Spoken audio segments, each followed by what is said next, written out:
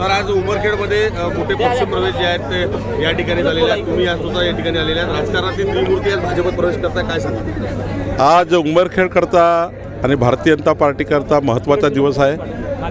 आज माजी आमदार देवसरकर, माजी आमदार खडसे आणि जिल्हा परिषदचे माजी अध्यक्ष चव्हाणजी, उदावनजी अशा अनेक कार्यकर्त्यांनी, अनेक नेत्यांनी भाजपात पक्षप्रवेश केला।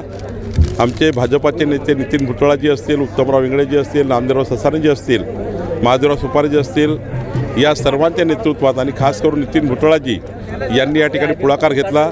आमचे नेते संजय कुटेजी या पक्षप्रवेशाकरता हजर होते। खरं तर मला अभिमान आहे की आज दोन माजी आमदार भाजपामध्ये आले आणि उमरखेडच्या विकासाकरता त्यांनी या ठिकाणी संकल्प केला।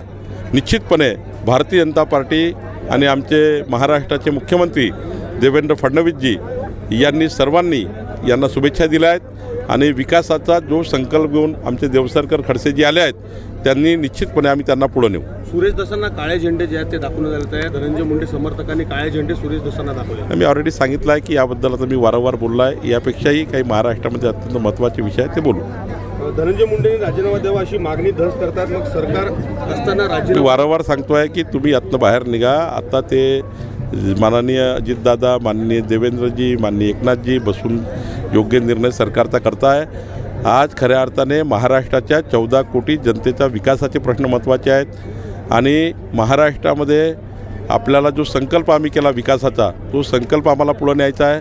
निवडणुकीच्या काळामध्ये आम्ही अनेक आश्वासन लोकांना दिले आहेत, ते आश्वासन आम्हाला पूर्ती करायची आहेत आणि विकसित महाराष्ट्राकरता आम्हाला काम करायचं आहे। याकरता आपण पुढे गेलं पाहिजे। आपण सुद्धा याकडे पुढे जाण्याचाही प्रयत्न करावा। पांदन रस्ते आणि भोगवटदार जमिनी दोनचे वर्ग एक करण्याचा जो आपण आता बोलले आहे, नेमकं काय धोरण पुढे आगामी? नाही, महाराष्ट्रातल्या सर्व पांदन रस्ते, शिवपांदन रस्ते यांना क्रमांक देणे।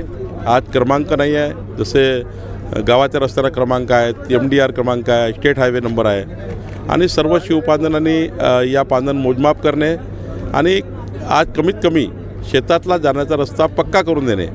माती मुरमास तरी पक्का झाला पाहिजे।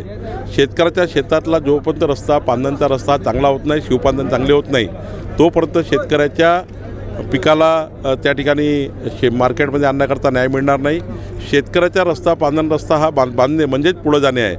सोबतच वर्ग 2च्या जमिनी वर्ग 1 करून देण्याची जबाबदारी सरकारने घेतलेली आहे।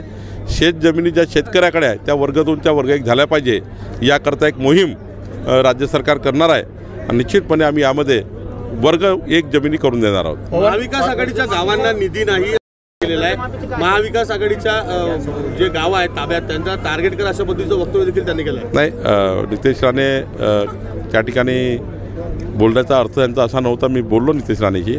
माननीय देवेंद्र फडणवीसजींनी राज्यपाल महोदयाच्या अभिभाषणाच्या वेळीच सांगितलं, या महाराष्ट्राचा चौफेर विकास आम्हाला करायचा आहे। ज्या ठिकाणी महाविकास आघाडीचे आमदार आले त्या ठिकाणी आम्हाला विकास करायचा आहे, महायुतीच्या आमदारामध्ये विकास करायचा आहे। महाराष्ट्रात कुठेही त्या ठिकाणी असा रिजनल इनबॅलन्स होणार नाही किंवा मतदारसंघाचा विकास थांबवणे हे काही आमची भूमिका नाही आहे। महायुती सरकारची, देवेंद्र फडणवीस सरकार, आमच्या सरकारची भूमिका आहे की आपल्या महाराष्ट्राचा सलग विकास करणे, संपूर्ण विकास करणे।